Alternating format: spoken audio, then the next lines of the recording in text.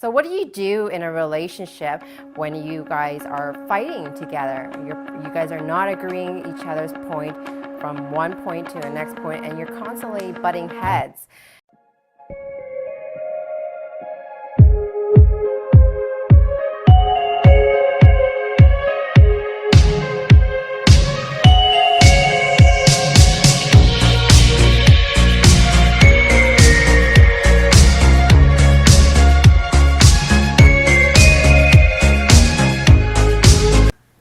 Hello, welcome to my channel. I'm Cindy V. King.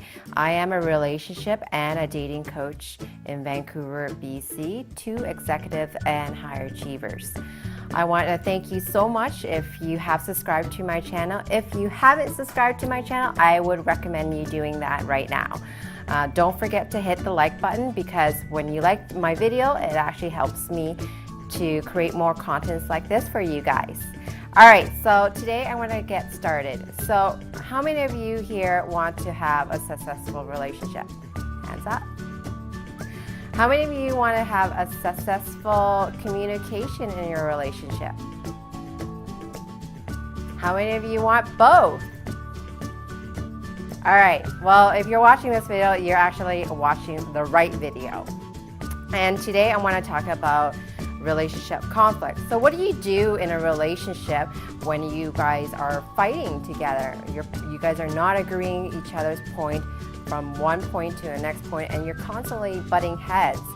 And it just rolls in days and actually minutes and hours, and it actually causes you sleepless nights.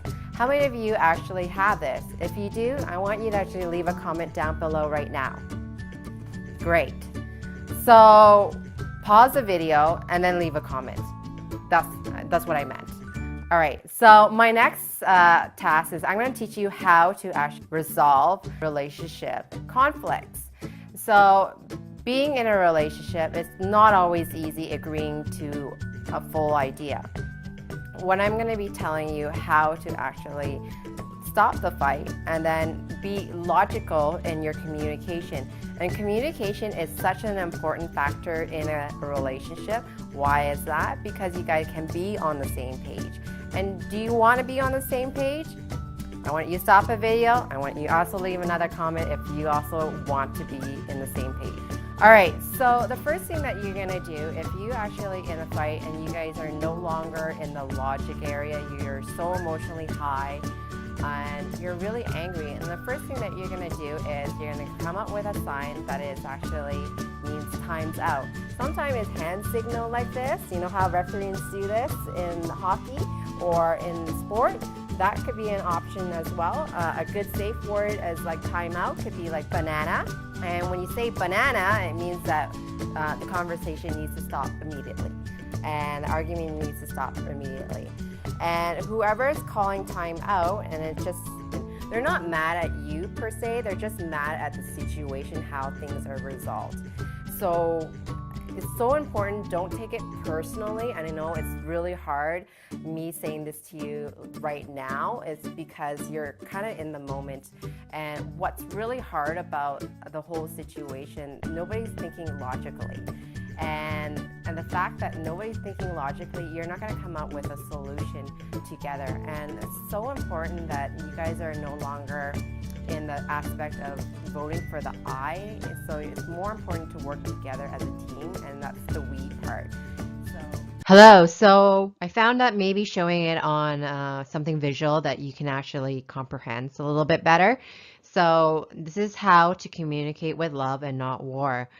I'm Cindy V. King, and I'm going to be teaching you how to communicate in a fight that prevent you from getting even further deeper into the fight. So this is my prevention. This is a formula a lot of therapists use as well. So this is a secret formula a lot of therapists hides, but I'm giving it to you all today, and you're going to learn this right now. So how to communicate. There's so many types of forms of communication, and this is poor type of communication. a lot of people can do. Can you recognize with yourself? If you do, you want to definitely pause this video and let me know if you have been communicating like this with your partner. So the first one is invasive, and that's like the unknown. It's like, I love you one day. I will marry you one day. So that's invasive. The second one is secret, is mind reading. So you should have known that. You should have known me, that I don't like that. Condescending, talking up or talking down. It's like, I am the breadwinner in this house. I can do whatever I want. That's condescending. That's talking up or talking down, or because I am in a female, I can't lift this much. I want you to lift it for me. It's more of the talking downwards as well. Eruption is one or two words, is shut up, get out, fuck you. That's eruption. Intimidating is, if you don't do it, I will not love you. Seduction, if you love me, you will do it. Negotiation is give and take. So I do this, you do, I'll take that. Here's a word you should never use in a relationship. You should, you ought, you must, you have to. These are all emotional words, and they're very demanding and controlling. You want to take out those words out of your vocabulary and your dialogue immediately. The form of words that you want to be using is I want or I don't want. Is a clear form of communication that your partner can clearly understand that. If you were trying to sell a house and the person says, I like to buy this house, verse with, I want to buy this house. Who has the money? The person who wants to buy this house, or I like to buy this house. So I want is a very form of clear communication, and I don't want. I'm just going to give an example of your partner, and this is actually geared actually towards a male partner. I will make one for a female partner. So if you are looking for one for a female, I can give you an example. But if you guys are fighting, and if you have to call the police or a doctor and lawyer, go and do it. If it's immoral, unethical, or illegal, call the police or a doctor. If it's anything outside of those contents, that's great. I can help you, and I'll give you a formula up on that. Hun, you have every right to do that. Say that. I'm not comfortable with it. Okay? So, or you can go ahead and tell him they have the right to do what they want to do as a freedom to do it. And say what they want to say. As long as it's not hurting your body, or it's not ethical or illegal, and it's not hurting your money or property or career, let them do it. Right? But if they irritate you, they piss you off, use this dialogue. That's the first dialogue. You make someone right. They have every right to do it. The second dialogue is, what do you think of not doing that? Or what do you think of not saying that? So do you want whatever, or what you don't want, whatever that might entail? You want to make sure the person is clearly know what they don't want. So that's you don't know what you want. But if it's for him, he needs to know that he's going to cherish your feeling based on not doing that. And if he's too what you call central base and he doesn't want to cherish you, well, congratulations, you might be with a narcissistic. And there's nothing wrong being narcissistic. It just means they're a 10, you're a 0. And it doesn't work out. And narcissistic is perfectly fine if you're single. There's nothing wrong with that. They took that out in the medical book, the narcissistic syndrome. So there's two choices that's going to happen. The outcome is one of them, they're going to be silent. They're not going to say anything based on your last dialogue. And you can always drop the word I into a we. And when you drop the word I into a we, you are working in a team. You're not no longer as an individual. You're not fighting for what you want and don't want.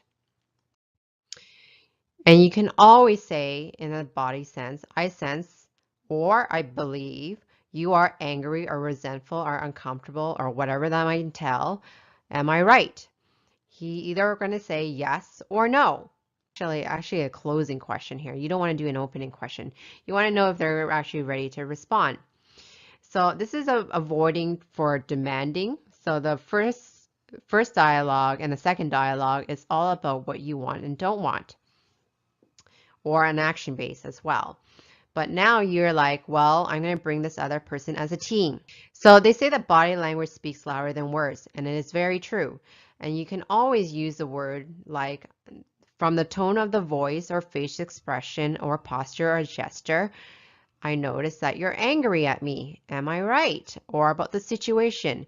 Just remember that they're not angry about you per se, they're angry about the situation. So they can go silent. Normally they go silent, and when they do go silent, you can always say, I sense and believe that you feel angry or resentful, uncomfortable. Am I right? So they're going to go silent or not. So the other option is when you're ready to talk about it, you're welcome to talk to me about it. And within 1 hour, they're going to say, yes, I do have something to say. Yes, I do have something to say. And they're going to go ahead and go and they can vent, or they're going to respond to you. Yes, I'm angry at you, or yes, I'm angry about the situation. I don't like this, or whatever that might entail. Here's a way to put a stop. What can I do so that you and I can do it together? Or another dialogue, what can I do so that both of us feel better? So here's an opportunity to clearly identify if he is going to cherish you or not. And he wants to be respected. So here's the give and take of the part of the negotiation. I'm just going to give a quick summary of it. So communicate with love. If you don't have to call the police or a doctor and it's not immoral or unethical or illegal, make him right. And go ahead, communicate with your feelings so that he's aware of it and how to fix it. A lot of women miss out in this area, how to fix it. They just tell them, I'm angry, and then you go into the silent treatment or you keep fighting. How to fix it? And does he agree with it? You have to ask if he agrees to that idea or not. You know, any human can do it. And you can always, if it doesn't always work out that way, you can always drop the I into the we. What can I do so that you and I can do it better? Or what can we do so both of us feel better? So that's another option as well. This is my guarantee to end the communication in war in a relationship. Leave a comment if this actually works for you. If it doesn't, I wanted to hear why it didn't work out, because I want to actually see the dialogue between two people. If you're keeping using the word we, or you're not using enough I, or you're not actually clearly communicate what you want and don't want, so that he can come up an opportunity to have suggestion. It's all about bringing ideas in the same table at the end of the day. And if you guys are ready to want more information about. And so if you found this tip actually very helpful, please definitely give a thumbs up, like my video, don't forget to subscribe, and don't forget to hit the bell button. So I want to conclude our topic today, and definitely if you have any relationship conflict or situation that you're unsure about, please leave it in the comment below and I will respond to that. If you found this video helpful, please share it with your friends, because sharing is caring. If you want my help in your relationship or dating situation, you can always book a time with me. Check out the link below. To stay in touch, subscribe to my channel and don't forget to hit the bell button so you can be notified when I post new videos. Please go ahead, hit the like button, because it encouraged me to create more content like this every week for you. If you have any ideas for a video, please leave it in the comment section below. Thank you so much for watching, and I'll see you next time.